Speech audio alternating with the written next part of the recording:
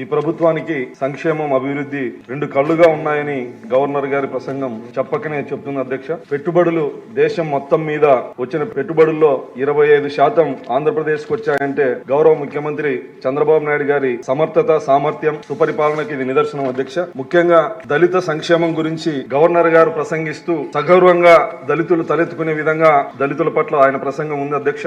ఎస్సీల సంక్షేమానికి 25-26 బడ్జెట్ లో దాదాపు 20,218 కోట్లు కేటాయించడం జరిగింది అధ్యక్ష. గత వైసీపీ ప్రభుత్వంలో దళిత సంక్షేమాన్ని పూర్తిగా నిర్వీర్యం చేయడం జరిగింది అధ్యక్ష. గత 14-19లో అప్పటి గౌరవ ముఖ్యమంత్రి చంద్రబాబు నాయుడు గారు ప్రవేశపెట్టిన సంక్షేమ పథకాలని రద్దు చేయడమే కాకుండా దళిత వాడల్లో మౌలిక వసతులను కూడా పూర్తిగా నిర్లక్ష్యం చేయడం జరిగింది అధ్యక్ష. మళ్లీ గౌరవ ముఖ్యమంత్రిగా చంద్రబాబు నాయుడు గారు బాధ్యతలు తీసుకున్న తర్వాత దళిత వాడల్లో మౌలిక వసతులు కావచ్చు, అభివృద్ధి కావచ్చు, సంక్షేమం కావచ్చు, దళితులకి పెద్దపీట వేసిన ఘనత గౌరవ ముఖ్యమంత్రి చంద్రబాబు నాయుడు గారికి దక్కుతుంది అధ్యక్ష. గతం నుంచి కూడా మొదటిసారి ముఖ్యమంత్రి అయిన అప్పటి నుంచి గౌరవ ముఖ్యమంత్రి చంద్రబాబు నాయుడు గారు అప్పటి ముఖ్యమంత్రి ఎన్టీఆర్ గారి బాటలో నడుస్తూ దళితుల్లో పటేల్ పట్వారి వ్యవస్థ ద్వారా దళితులు వివక్షత, అణచివేత ఎదుర్కొంటున్నటువంటి క్రమంలో ఆ వ్యవస్థని పూర్తిగా నిర్మూలించిన వ్యక్తి అన్న నందమూరి తారక రామారావు గారు అధ్యక్ష. అప్పటి నుంచి గౌరవ ముఖ్యమంత్రి గారు చంద్రబాబు నాయుడు గారు జస్టిస్ పున్నయ్య కమిషన్ ని వేసి వివక్షత, అణచివేత లేని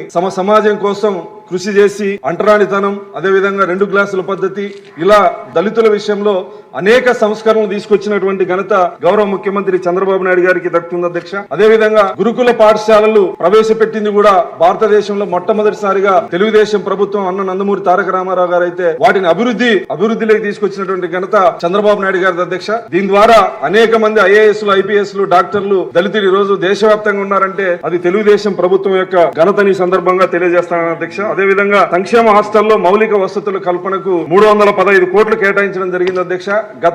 గత ప్రభుత్వం నాడు నేడు కింద కేవలం టెండర్లు దక్కించుకొని డబ్బులు కొట్టేయడానికి ప్రయత్నం చేస్తే మన ప్రభుత్వంలో సంక్షేమ హాస్టల్లో దళిత, గిరిజన విద్యార్థులకు మౌలిక వసతులు, సదుపాయాలు కల్పించడమే లక్ష్యంగా పనిచేస్తుంది అధ్యక్ష. అదేవిధంగా అంబేద్కర్ గురుకులాల్లో మరమ్మతులకు 8 కోట్లు మంజూరు చేయడం, 130 గురుకులాలకు అటల్ టింకరింగ్ ల్యాబ్స్ ఏర్పాటు చేయడం, గత ప్రభుత్వంలో ఎస్సీ విద్యార్థులకు బకాయిలుంటే పూర్తిగా మనం చెల్లించడం, 3,050 మంది ఎస్సీ విద్యార్థులకు ఉచిత డిఎస్సి శిక్షణ ఇవ్వడం జరిగింది అధ్యక్ష. అదేవిధంగా డాక్టర్ బాబాసాహెబ్ అంబేద్కర్ గారి విదేశీ విద్య పథకం తిరిగి ప్రారంభించడం జరిగింది అధ్యక్ష. పేదరికం ద్వారా దళితులు చదువుకోవడం ఆగిపోకూడదని సదుద్దేశంతో, చదువుకి పేదరికం, కులం అడ్డు రాకూడదనే ఉద్దేశంతో దళిత విద్యార్థుల్లో ఆత్మస్థైర్యం నింపడానికి ముఖ్యమంత్రి వర్యులు డాక్టర్ బాబాసాహెబ్ అంబేద్కర్ గారి పేరుతో విదేశీ విద్యకు పేరు పెడితే ఆ పథకాన్ని పూర్తిగా నిర్వీర్యం చేసి చివరిలో జగన్ విదేశీ విద్యని పెట్టుకోవడం జరిగింది అధ్యక్ష. దీన్ని మళ్ళీ తిరిగి ప్రారంభించి అనేక మంది దళిత విద్యార్థుల్ని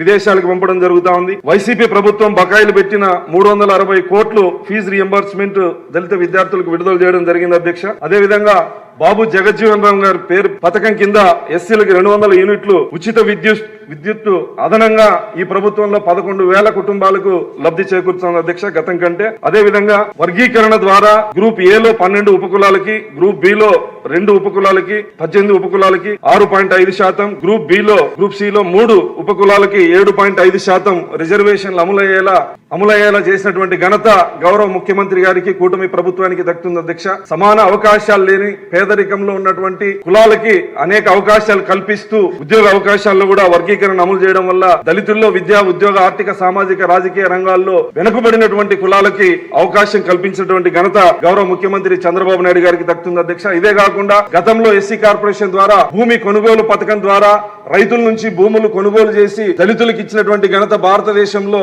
ఏ ముఖ్యమంత్రి గారు ప్రవేశపెట్టినటువంటి పథకం అధ్యక్ష.